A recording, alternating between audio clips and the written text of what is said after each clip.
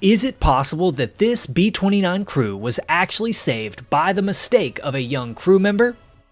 What made me do something so stupid as to press both buttons? That's why life really is mysterious. Let's hear the story and you decide.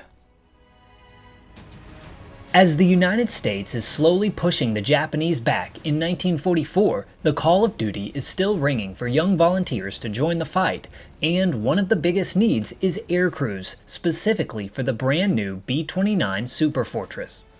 This new high-altitude bomber was supposed to be the answer for the biggest need in the Pacific, an aircraft with a high ceiling that could carry a heavy load an extremely long distance. It would go on to fulfill this role, but before it saw success, the U.S. Army Air Force needed brave men to fly them. One of these brave men would be a young boy from Manhattan by the name of Manny Greer. Manny joined the Army Air Force in 1944 because he felt that deep down he had to experience combat, or he knew that he would live to regret it. I just had to know what it was like to fly, to be in a war. Why? I can't give you any reason. I just had to know what it was like to be in war. But before he would ever even leave the States, Manny would actually have one of the closest calls of his career, on the very first time that he ever set foot inside of a B-29. And ironically, a simple mistake may have saved many of his crew members. This incident would take place in his training at Pyote Air Base in Texas. This was scheduled to be a normal training mission, with the new crew members being trained by more experienced trainers during the flight. However, things would not go as planned. It was training. The men who were in there were people who taught us. There was nobody having to do with bombardier. They had to do with, probably with gunners, probably with a pilot, yeah. The engines started up and the B-29 taxied to the end of the runway, with the trainers and their young, inexperienced crew inside. The throttles were pushed forward and takeoff went just like it was supposed to. No doubt the young crew was enjoying their first time in the air in the brand new Superfortress. But a little while later, they were flying over Texas, and according to Manny, one of the engines failed. This would have been a manageable situation under normal circumstances, but then a second engine failed on the same side. This immediately put two engines out on one side of the plane, making it very difficult to fly. It was obvious that the aircraft was not going to make it all the way back to the Pyote Air Base, and so the pilot decided that they had to make an emergency landing. Now losing altitude, an open area was chosen to set the plane down with the gear up. The pilot brought it down as softly as he could, but unfortunately the ground was not quite as flat as it appeared from above, making for a very rough crash landing. When I was in Pyote, Texas, that was my first time. And then we took off from Pyote, and we lost two engines on a B-29.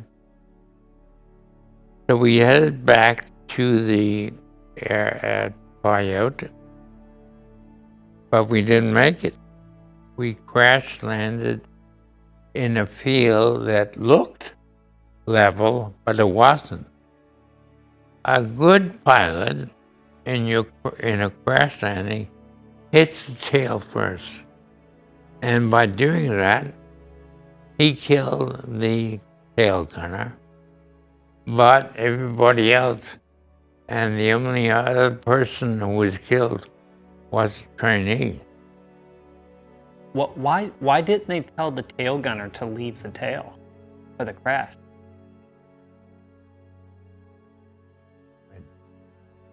Well, there was no place to move. We had the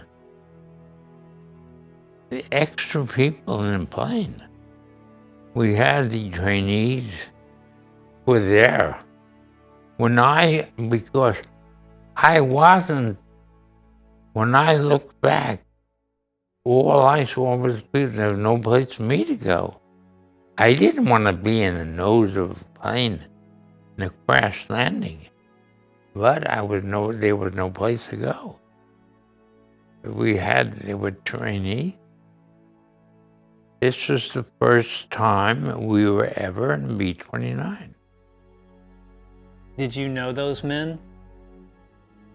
Well, I didn't know the trainer. The tail gunner I had known for a week or so. Yeah. No, I still remember him. When the plane struck the ground, 2 of the crew members were killed. The rest, however, including Manny, were lucky enough to be in the nose and survive long enough to get out of the bomber before it was engulfed in flames. I noticed smoke coming out of the engines. So I got out of the plane and I was throwing sand, which wasn't effective. And then after 20 minutes, I lay down. You were trying to throw sand on the engines to put out the fire? The engines were smoking. Yeah.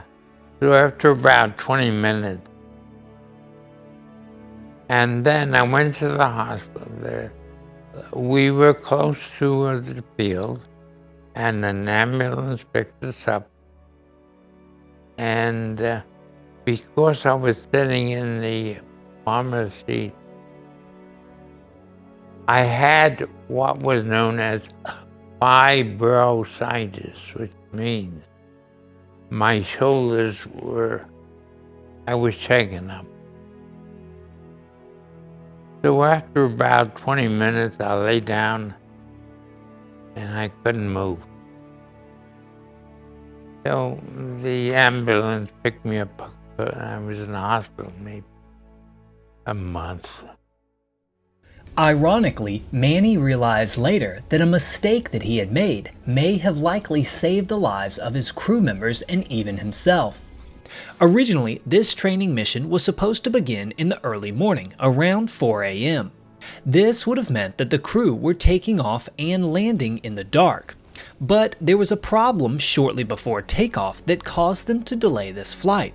A problem that was accidentally caused by an inexperienced bombardier, a young Manny Greer. On the bottom of the bomb site,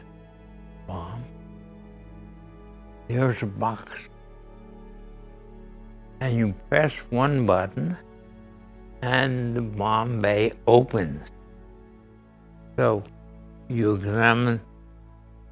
When they load a plane for a flight, there is a wire through the nose of the bomb site. You press one button and the bomb bay opens. So if you're flying a mission, you take the wire out of the nose so that bomb is ready to go. And if you press, so one button opens the bomb bay, one button closes. What did I do? I pressed both buttons at the same time. Otherwise, we would have taken off in the dark, and it's possible we would have crashed in the dark and more people would have gotten killed. What made me do something so stupid as to press both buttons. That's why life really is mysterious. When Manny pressed both of these buttons at once, the bomb bay doors opened and became stuck. This meant that the aircraft could not take off and that the training mission would have to be postponed until the issue could be resolved later that morning when the sun was out. And then, after the rough landing, this postponement appeared that it may have been a blessing in disguise. Had this engine failure taken place at night, it would have been a far more difficult landing.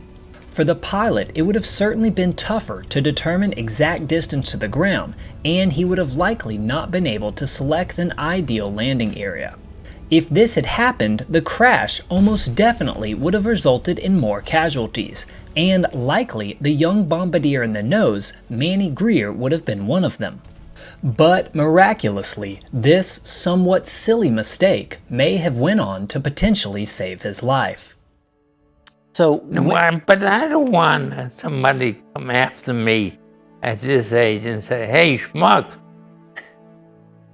Manny, let me tell you right now. I'll tell you right now. Anybody who watches you talk about the B-29 is going to think that you're a hero. Okay? Anybody who watches this is going to love everything that you have to say.